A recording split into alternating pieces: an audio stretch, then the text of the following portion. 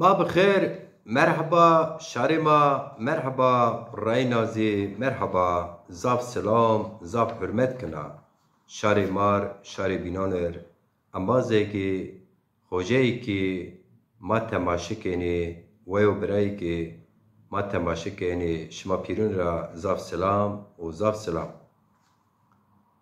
امبازن شاری ما شاری بینان İnsaniyet, şema zone ki insaniyet siniga biya vaheri maldari zengine ra pe tarih insaniyet haton euro timotim lejo perudeyiş esto timotim tali tırşe kharabe esta yo ser biya tamam ina rea peyin ki mabacere tena yo serserşi verte devleti İsrail o milleta bindest milleta zergem milleta zerre yere timtim bindesti o beverira gwen rejina milleti Filistin'e yo perideişo lejo çetin est yo perideişo yo lejo zav leymen zav xirab yani pe vatona pe kısona niyeno serizon merdim tim raşt ifade bekire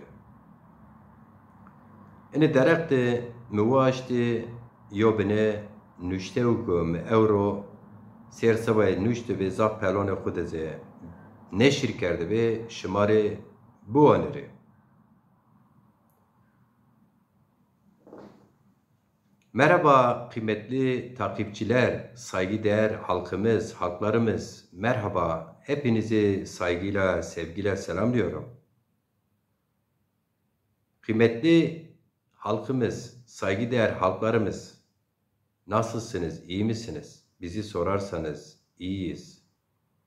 İyi olmaya, mücadele etmeye, her şeye rağmen, bütün imkansızlıklara rağmen, bütün embargolara rağmen düşüncelerimizi, fikirlerimizi, mücadelemizi halkımıza gün gün, saat saat, saniye saniye anlatmaya çalışıyoruz imkanlarımız dahilinde. Bugün bir yazı kaleme aldım ve bu yazıyı izninizle Orta Doğu'da, dünyada yaşanan acı olaylarla ilgili, özellikle de Filistin İsrail çatışmasıyla alakalı düşüncelerimizi dile getirdik. İzninizle size yazımı okumak istiyorum. Uluslararası sermayenin yayılmacı ve sömürgeci politikaların ahlaki temelleri ciddi şekilde sorgulanmalıdır.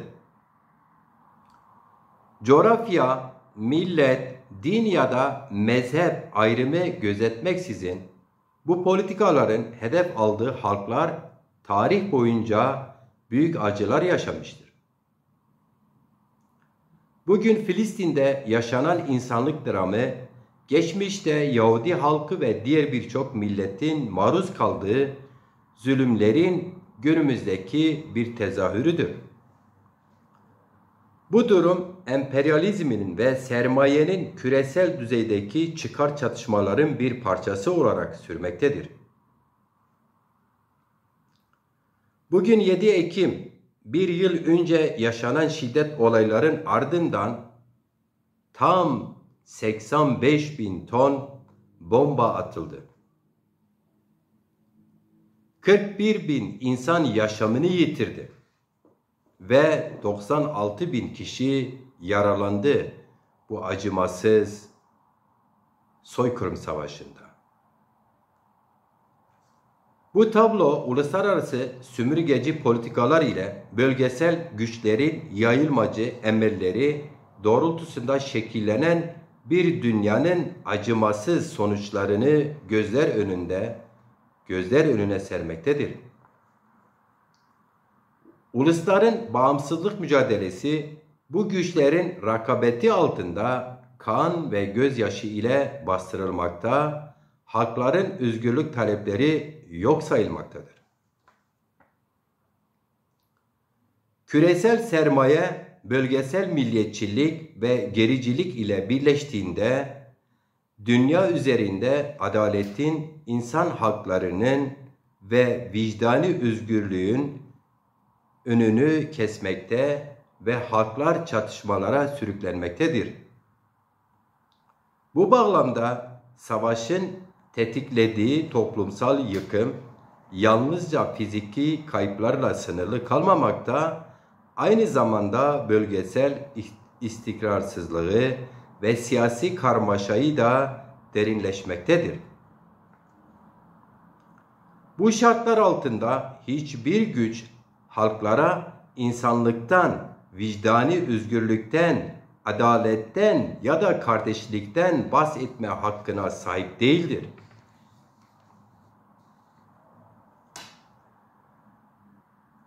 Barışa dayalı bir dünya düzeni kurulmadıkça savaşların tetiklediği yıkımlar durmayacaktır. Uluslararası aktörler emperyalist ve yayılmacı eylemleri bir kenara bırakarak halkların kendi kaderini tayin etme hakkına saygı duymalı ve uluslararası hukukun, adaletin ve insan haklarının öncelediği bir politika izlenmelidirler. Bugün savaşın ve sömürgeciliğin karşısında durmanın zamanı gelmiştir artık.